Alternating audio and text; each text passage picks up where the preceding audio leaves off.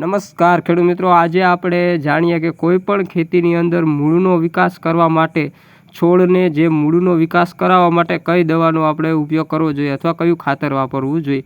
તો તેના માટે ખેડૂત મિત્રો આજે આપણે વાત કરવાની છે. ખેડૂત મિત્રો, આપણે એરંડા હોય કે આંબાની ખેતી હોય અથવા લીંબુનો બગીચો હોય અથવા તમે નાળિયેરીની ખેતી કરતા હોય, કોઈ પણ ખેતી કરતા હોય ખેડૂત મિત્રો, તો તેના માટે આપણે બેસ્ટમાં બેસ્ટ કહેવામાં આવે તો ખેડૂત મિત્રો આ રેલી ગોલ્ડ નામની જે દવા છે, ખાતર છે, જે તે તમે ઉપયોગ કરો તો ખેડૂત મિત્રો તેનાથી મૂળનો વિકાસ થાય છે. તો ખેડૂત મિત્રો તમે જુઓ કે આંબાની ખેતી હોય તો તેમાં પણ આ તમે રેલી ગોલ્ડ નાખો તો પણ તેમાં તમને ફાયદો થાય ખેડૂત મિત્રો, એનાથી પણ મૂળનો વિકાસ થાય.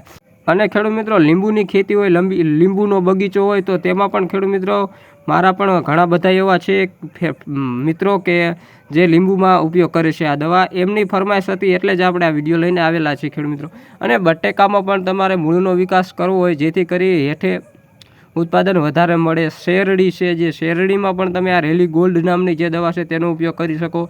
વરિયાળીની અંદર પણ ખેડૂત મિત્રો આપણે આ નાખી શકો, અથવા મરચીનો તમે કેરો કરવો હોય તેમાં પણ આ દવાનો તમે ઉપયોગ કરી શકો છો.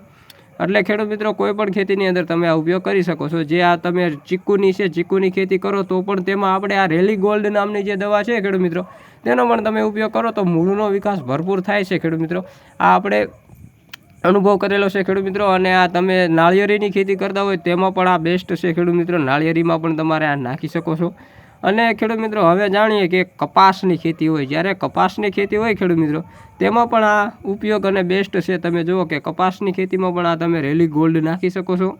આ દવા સારી અને બેસ્ટ આવે છે ખેડૂત મિત્રો. તો ખેડૂત મિત્રો તમને અમારી જો માહિતી સાચી લાગી હોય તો લાઇક, શેર અને સબસ્ક્રાઈબ કરી નાખજો. બીજા લોકોને શેર કરો જેથી કરી અમે આવી નવી માહિતી તમારા માટે લઈ આવીશું.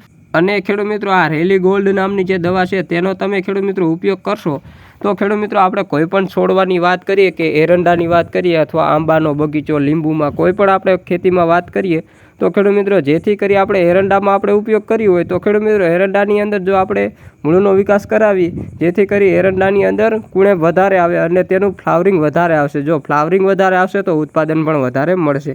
તો ખેડૂત મિત્રો મૂળનો વિકાસ કરાવો છોડવાને તો એ બહુ જરૂરી છે આપણા ખેતી માટે. તો ખેડૂત મિત્રો હવે મળીશું આપણે નવી માહિતી માટે અને સાચી અને બેસ્ટ. ત્યાં સુધી અમારી ચેનલની અંદર જોડાયા રહેજો. જય હિન્દ, જય ભારત અને જય કિસાન ખેડૂત મિત્રો. અને તમે સબસ્ક્રાઈબ કરવાનું ખાસ કરીને ના ભૂલતા. જય હિન્દ, જય ભારત અને જય કિસાન ખેડૂત મિત્રો.